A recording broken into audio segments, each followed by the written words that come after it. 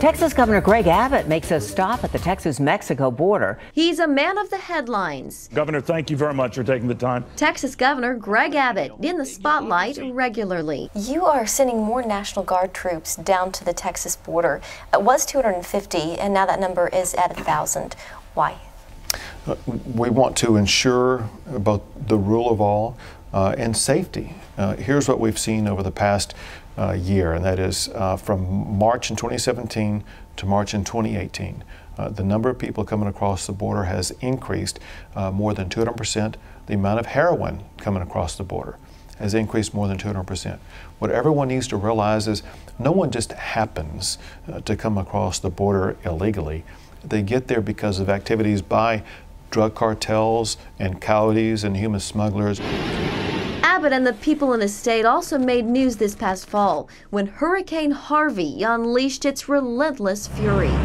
Utter devastation spread across hundreds of miles. But through it all, Abbott says faith prevailed. The aftermath of it was the horrific flooding that took place in Houston. And there you saw literally the hand of God acting to benefit everyone who was there. He says the same proved true when a gunman opened fire in the Sutherland Springs church, killing 26 people.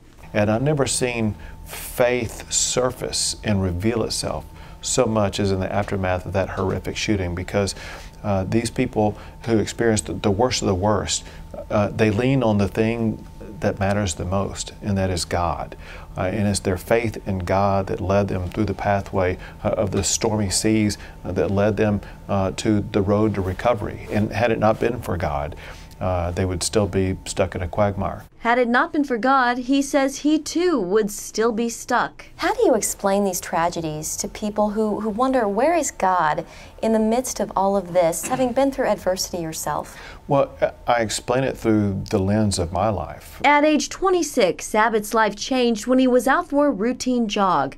It was after a storm that a tree crashed down on him, crushing his spine, leaving him paralyzed for life. You do ask, God, why did this happen?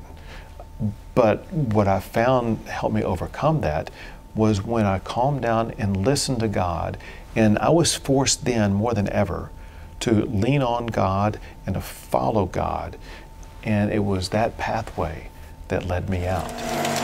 The governor wishes no one ever had to face such terrible tragedies or experience what he did. But if they do, all I could hope for anybody is for them not to have to go through that tragedy, but to come to the same outcome, and that is to let God lead their lives.